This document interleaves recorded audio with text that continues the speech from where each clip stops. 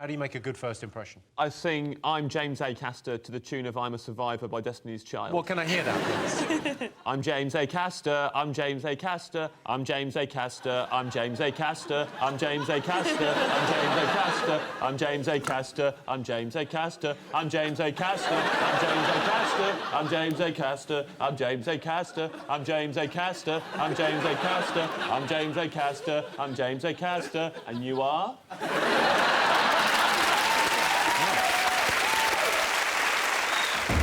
Hello, James.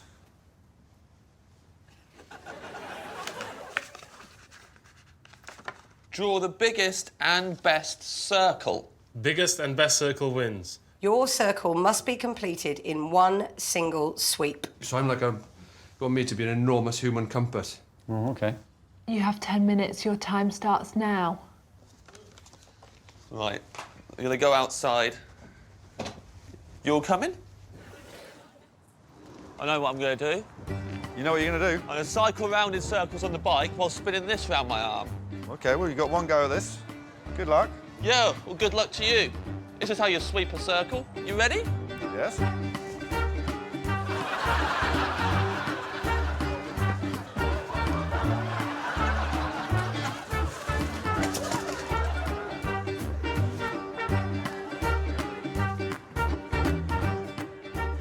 Still doing it. And look where I landed. Near In a circle. Near a circle. How many circles have been involved in this so far? Those wheels are already circular. This was going in circles round me, that's a circle. I landed in the circle. It's not most circles. Huh? Biggest and best circle. Yeah, but you add them all up together. You should add them all up. I'll add them all up. And then that's the task. That was the real task. OK. Thank you, James. I really enjoyed your circles. Thank you, Alex. Goodbye.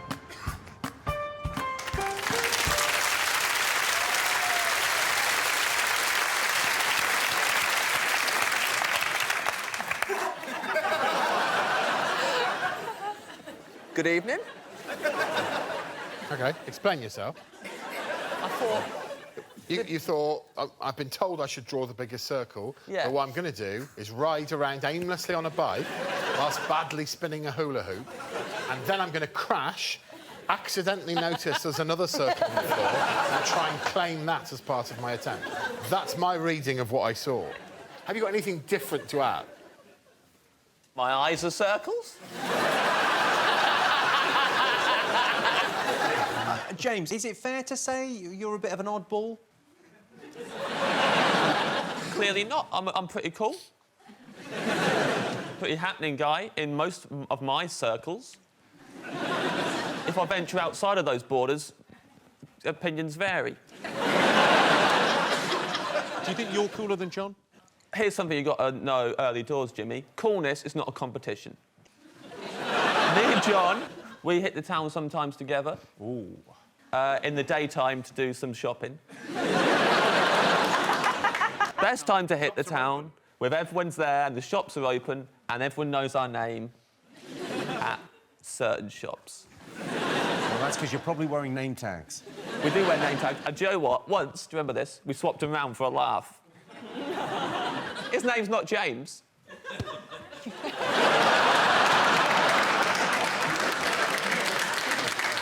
I didn't realise he would be such a titty toucher. Guilty! Do you like them? I love them, actually. It looks Do great. you? It's like when someone wears a fascinator at a wedding.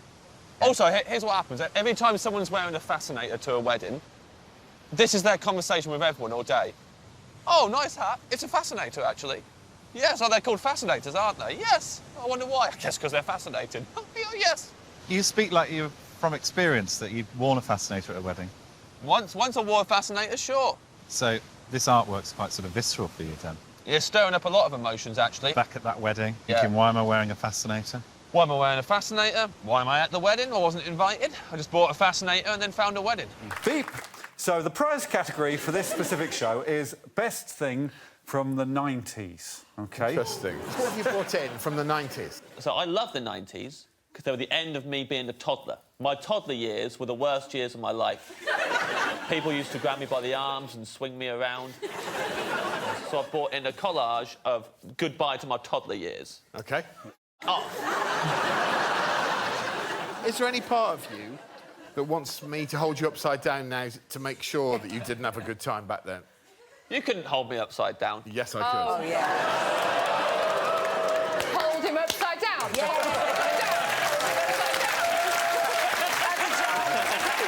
How are you even doing this? Yes!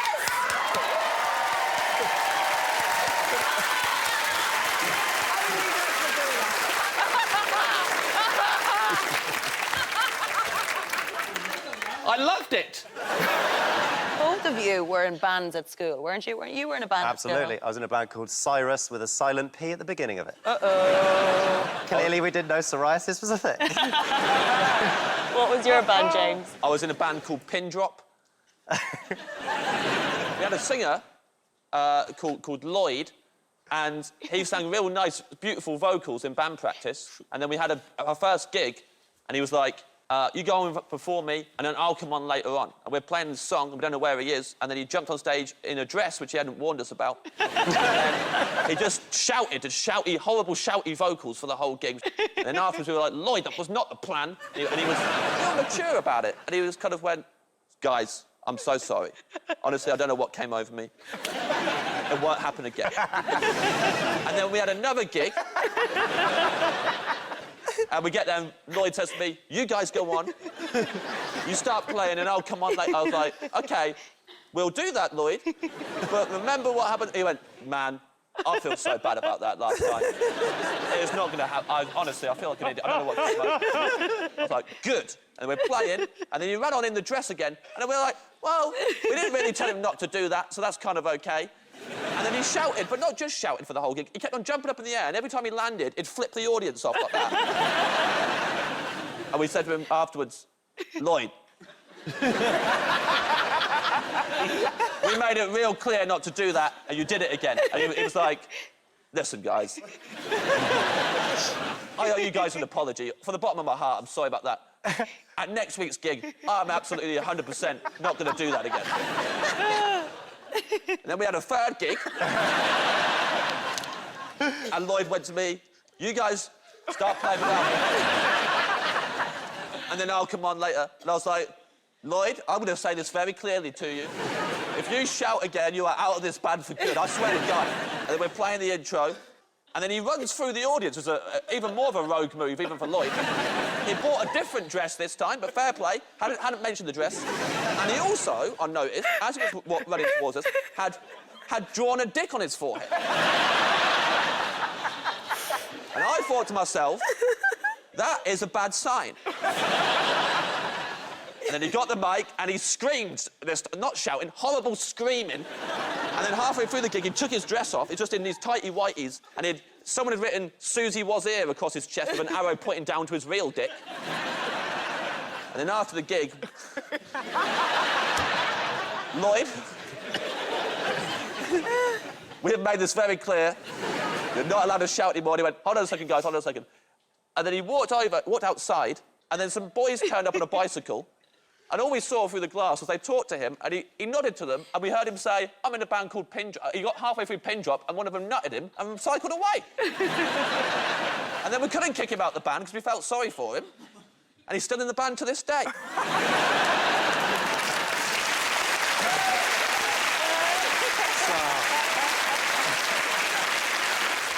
Hi, James.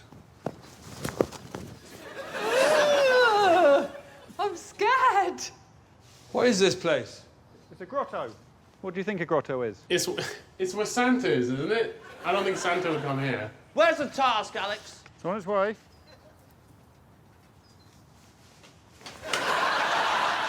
Right.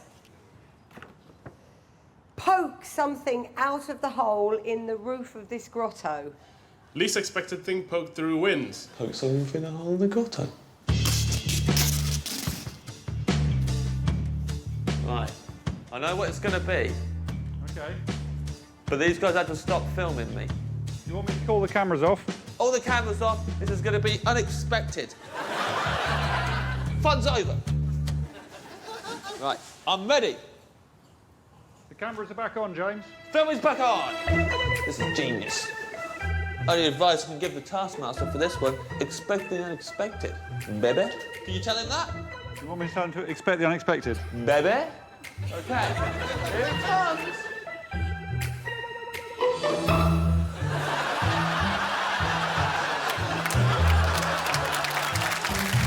Hands on a stick. Oh, hands on a stick. Get extra points for a song? No. Well, that was a waste of time.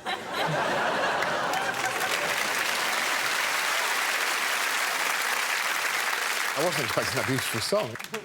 I'll be honest, as soon as I was holding my pants on a stick, I genuinely went crazy. Yeah. Do you want to give us a bit more of Pants on a Stick? Pants on a stick, waving from side to side, my pants on a stick. Whose pants? My pants. Your pants? No, no. Nice song. James, you're up against some very tough competition tonight. Would you describe yourself as smart? Yes, I would.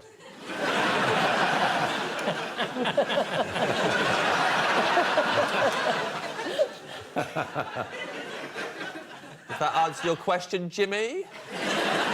Yeah, yes, it does. It actually asks it as well. Very smart, Jimmy. I know all the numbers in a Sudoku. Off by heart. Test me on them. What are the numbers in a Sudoku? Pick one at random. 9, 8. Don't help me on any of these. 6. Oh. Or... What happens when we get to the end? Well, I ran my mouth off. It's really all that can happen. You'd be surprised how tolerant a countdown audience is to just counting. Well, get ready, because I think there's at least 50 more.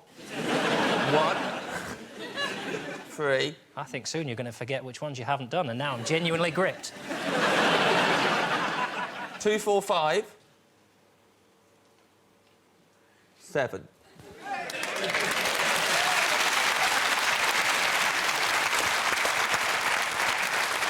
James, did you ever go on any school trips? Big time, man.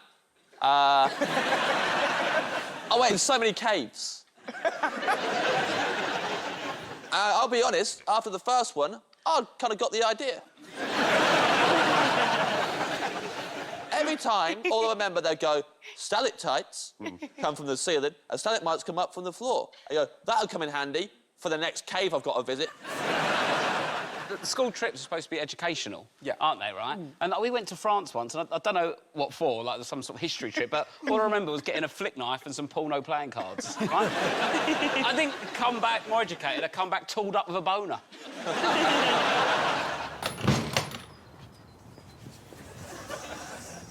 Hiya. What's that say there? C, D, E, F, G, H, I, J, K. Random? Not random, they're in order. Yeah. In the lab, there are 10 pairs of glasses. The pairs of glasses may not leave the lab. Without breaking any of the pairs of glasses, put all the pairs of glasses into the smallest of these boxes. You must select your box before leaving the caravan and may not then change your mind. Smallest box containing all the pairs of glasses with the lid shut properly wins. That's nuts. 10 pairs of glasses. I reckon they'll go in there.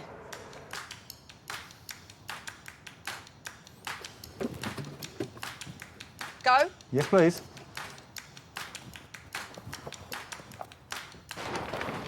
Yeah, of course it is. Pairs of glasses. Didn't see this coming. Oh! Do you know what I had in my head? Pairs of glasses. Oh, I don't know why I had that in my head. Yeah, that's more pairs than I thought I'd get. I'm now doing a thing, knowing that it's not going to work out. Sure, there's a couple of glasses are bigger than the box. Yeah, funnily enough, I'm not going anywhere near those ones, Alex. I've written them off.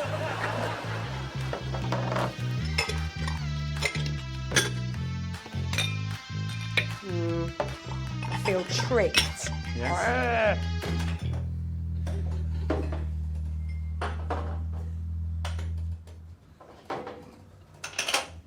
So what do you mean by shut? That's shut. Is it? Shut.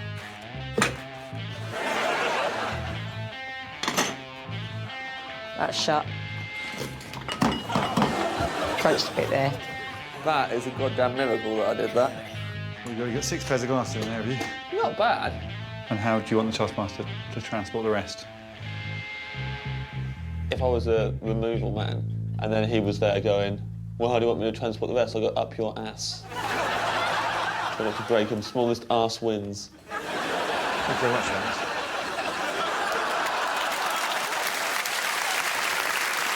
I enjoyed your reaction immensely because you went, oh, yeah, oh, good. Yeah, of course it is, yeah. Yeah, God, can't be straightforward, can it? Yeah, of course. So how was your lockdown? Good. We did it together.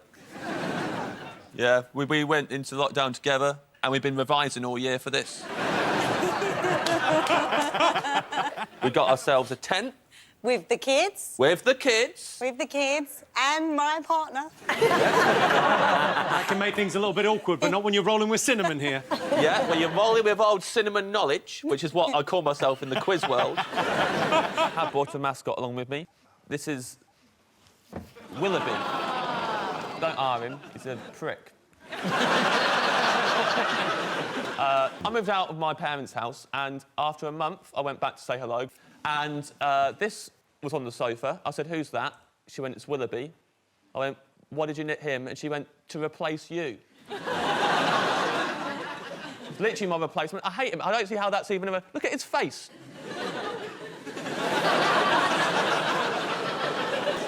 Not happy, is it? That's not... She made him a jacket as well. She's got a jacket for him that he wears, just... He lounges around the house in this. It really is house colours, isn't it? Yeah, well, yeah. Remember, it's meant to be... Look at that! Oh, that's a lovely jacket. That comes out. It's ridiculous. What is that? His little handkerchief from mopping his brow when he's had a tough day being a knobhead. James, have you got a mascot? Yes, I have, Jimmy. What have you got? When I come on this show, I get very worried that people are going to copy my answers. Because I'm so smart, like we established, they might try and see what I've written. So I've brought something along that spies use to write in code so no one can read what I've written. It's my code spy kit. This. And here's how it works, right? This looks like a candle. It's a pen, you idiot. I can write here whatever I like, right? I'll write whatever. I've written your name there. Right. Oh, actually, I shouldn't tell you that. It's a secret, because it's a code. What does that say? Probably nothing as far as you're concerned, you moron.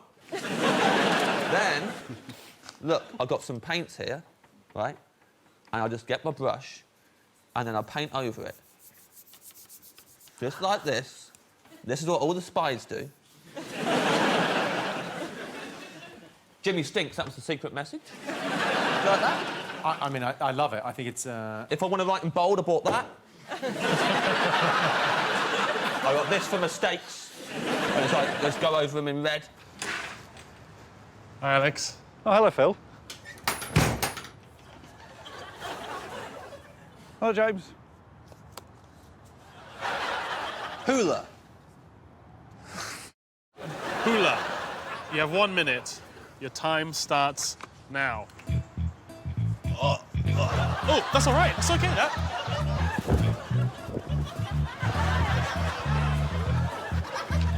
Ow. Hurts! Hurts! Oh, I've never done this before. This is the first.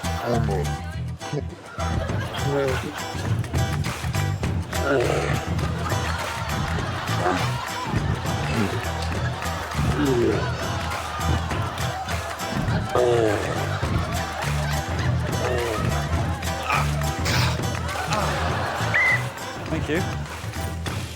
Improve your hooling. Greatest improvement wins. You have until the studio shows. The time starts now.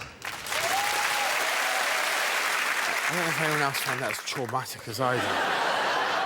I could not take my eyes off it. You didn't have a choice. It doesn't matter sometimes how ornate the grandfather clock is, the pendulum draws the eye. Are we basically saying that James has got to do more than 6 seconds to win this task? Well, it depends how many more seconds than 57 Wang does. It's who improves the most. And let's see how they do right now.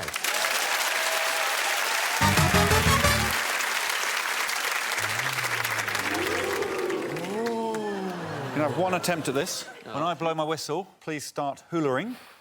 Greatest improvement wins. Hula.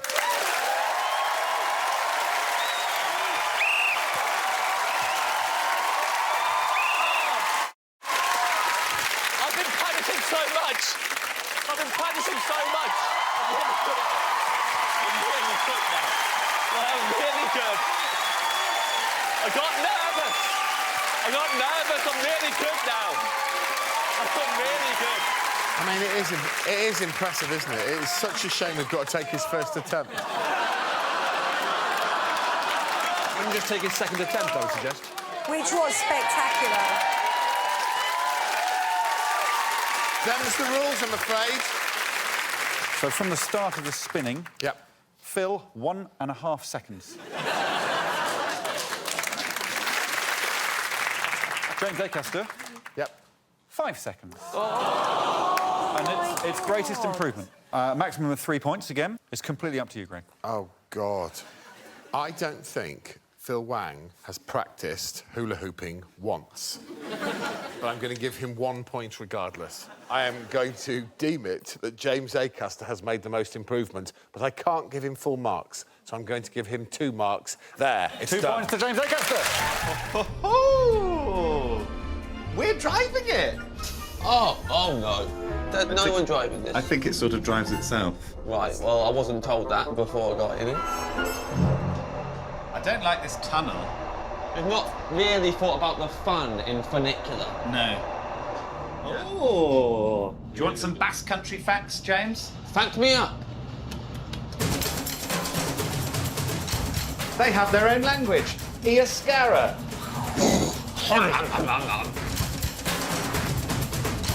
6 different dialects. What? That's 5 too many. They say that the devil tried to learn Iascara. Tried it for 7 years and he gave up. What the? That one doesn't sound like a fact. Any questions, class? Yes, the devil. I was wondering, is that masculine or feminine, that verb? Nice to know the devil tries to better himself every now and again. You never hear that about God. No. Arrogant. Yeah. Oh, hello. Please. After the 3-minute ride of our lives, we arrive atop Mount Archander for a spectacularly overcast view. Oh, James Acaster. Look at Bill Bauer. I absolutely love it. Drink it in, Joe. It's kind of got everything. It's got a stadium, apparently voted in 2015 as the best sports building in the world. Someone's not been to West Bromwich Albion, have they? Look at that mad building down there. What do you think that is? I don't know, like an Airbnb? We're going there right now. It's the Guggenheim. The Guggen what? Let's goog! Oh, that's good. Let's goog.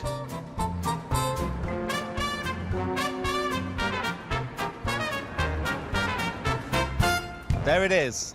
33,000 thin titanium sheets. Wow. Otherwise known as the Guggenheim. Steve Guggenheim. Aha! What do you think of it? I think the shiny balls are nice little welcome. You can see all the scenery in it, and then the sheets are cool behind it. If you were walking past that, you'd be like, what is this building? And if you found it was anything but an art gallery, you would be concerned. I don't think he needed all 33,000, because I bet some on the top you don't see. It's not like anyone can send a drone up there and look at it from the aerial. This metal marvel boasts 9,000 square metres of exhibition space. To put it in perspective, that's just over half the size of Birmingham's Primark, but with a fraction of the polyester and cat fights. We may not be able to lay our hands on a £5 crop top, but we can look at some other works of art. Art. Made up of 8 sculptures, Richard Serra's The Matter of Time creates unexpected corridors made of weathered steel. I mean, it's been weeks now, James. I feel a bit claustrophobic now. Oh, we're in the middle. Oh, that's fun. Kind of. How long do you think it took him to make it? I think this took like a bank holiday weekend. It took him 11 years. What? 11 years! Look, I love it, but if I was him, I would have kept that detail to himself. We ruminate on the physicality of space until we're asked by the staff to stop ruminating and kindly move on.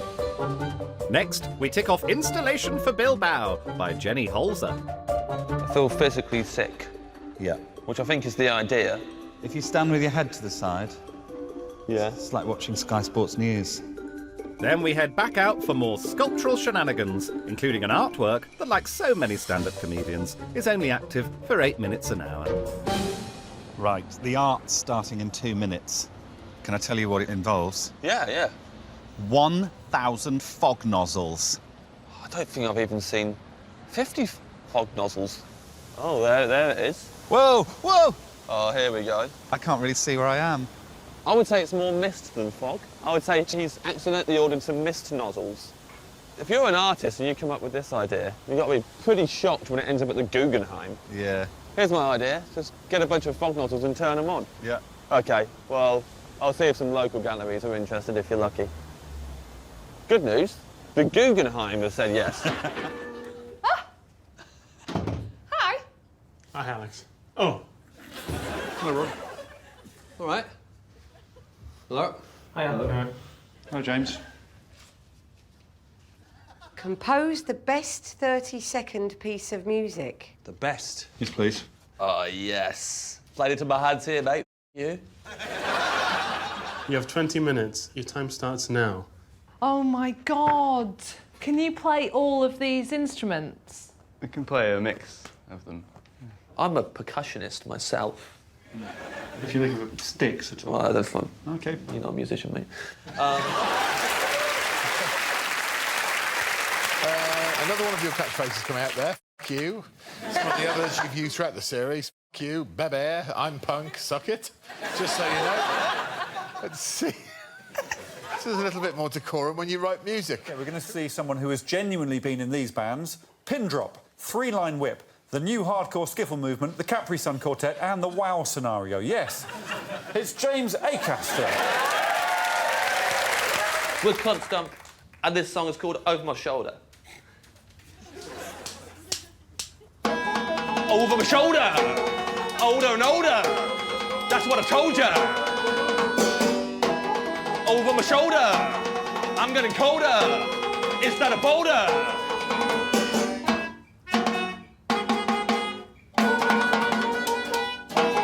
Over my shoulder! Older and older! That's what I told ya!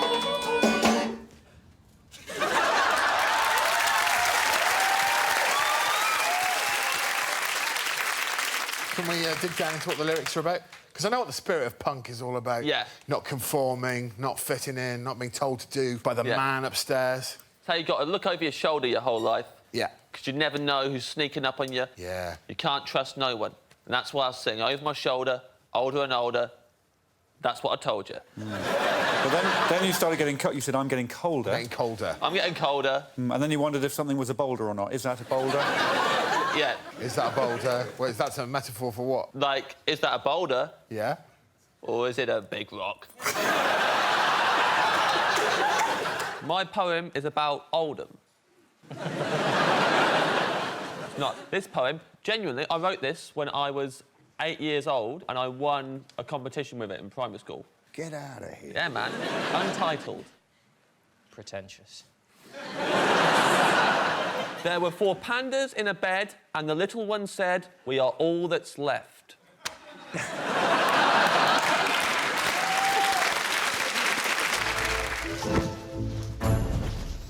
Every single one of these bears represents a different polar bear whose life I'm going to be saving. Congratulations. I'm going to be thinking about that and how much of a good guy I am on the flight home. Jimmy, Christmas would not be Christmas without a little bit of celebrity gossip. So, fresh off the griddle, first name, Handy, second name, Andy. Make noise, some of the Handy Andy fans in the room? Yeah. Don't tell no one this doesn't leave this room. His real name is Handrew Andrew. This is hot goss, Jimmy. Well, what else you got, baby? Dish. OK, we all know the saying, I scream, you scream, we all scream for ice cream. Little Ken Hom, he's trying to lodge a new saying, I cakes, you cakes, we all cakes for cupcakes. It's like he doesn't even understand why the first saying works. He's a moron. Plus, when he goes into Sainsbury's, he likes to shout out, I'm in Sainsbury's in the membranesbury's. Ken Hom shouts that. And that's gossip, is it? Yeah, and so's this. Nasty Nick. From the first Big Brother? Yeah. Also, side goss, real name, Nick. He started vaping. But, you might not think that's even gossip. Get your head around this. He didn't even smoke in the first place. One last bit of celebrity gossip for you in this section. Here's some Christmas goss. Noddy Holder, right, on that song, Merry Christmas, everybody. You know when he shouts out, it's Christmas, like that? He used to do that on every Slade song. It was just that this was the first time it was appropriate. I have to edit it out all the time. James Acaster, everyone. Dos calimochos. OK, perfect. What did you just say to that man? I just gave him my number. As my personal sommelier never tires of telling me, a calimocho is the fave drink of the Basques, as well as any experimental teenager. A combo of red wine and Coke. Cheers. Cheers, Joe. Oh, that's dangerously lovely, isn't it? This is a bad thing to discover that I like. Yeah. You'd lose count pretty quickly. Yeah, I'd lose count, but I'd know something has happened because I'd probably have my top off. Call yourself Captain Calimochos. It's called calimochos because on the 12th of August, 1972, a guy called Cali was running a festival, ordered a load of wine for it, and then the wine was disgusting. And he was like, how am I going to make this wine better? Whacked a load of Coke in it. And mochos means ugly. Ugly Cali. Ugly Cali, the festival scally. I would like a glass of wine and a glass of Coca-Cola. Yeah. So I can make them in my mouth. Thank goodness for the magic of television. Oh, look. Speak of the devil? Thank the you. red wine. And the Coca. Should be careful saying speak of the devil in Bilbao, actually. Thank you. Right. Here we go. There's a technique to it. Yeah, go on. Talk me through it. You've got to kind of do a Wallace and Gromit turtle kind of mouth. We've forgotten the crackers, Gromit. It works. It really looks good as well when you do it. Yeah? I feel like if we were on a date, that would have sealed the deal for me. Salut! We're going to start with a prize task, and today's category is to bring in the most confusing thing. You, Lord Davis, will judge whose thing is the most confusing. James Acaster, what did you bring in that's confusing, and why will it confuse me? A DVD of The Matrix.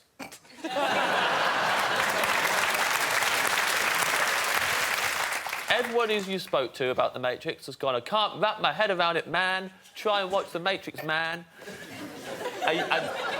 Who are these people? My parents.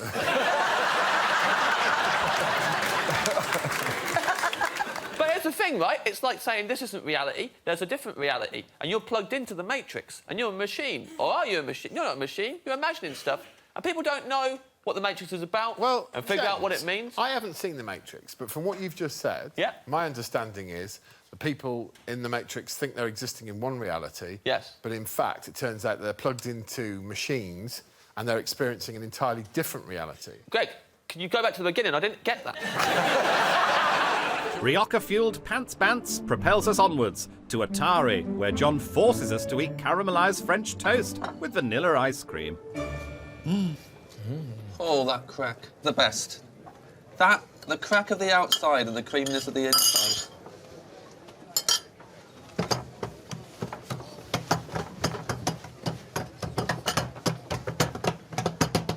Oh, 5 more. 5 more, please. Oh, my God. It is actually insanely good. Wow. as we're rendered helpless in the face of Pinchos Pud paradise. Our tour concludes. John, you've changed my life. You've changed James's life. We've got to go now, but thank you for everything you've done. My pleasure. I'm high as a kite right now, John. I'm high as a kite. Come on, mate. Good. Take care, John. You too. Have fun, guys. Hello, old friend. Come on, mate. It's adios to my 5-2 and John. Bye, John. What's the best Christmas gift you've ever received? Dog. Got a dog for Christmas. And I know you're thinking, a dog is for life, not just for Christmas, James. But, I mean, this dog was just for Christmas, to be fair. But in my defence, it was 15 when we got it. The vet had only given it until New Year's anyway. And I was just there hanging out with it. I took really good care of it, probably the happiest month of that dog's life. Really looked after that dog. And then, I mean, he just went in the garden with all the other dogs I've had for Christmas. My garden is really... full of it. Sure. Yeah. What's the top of your Christmas list this year? Dog!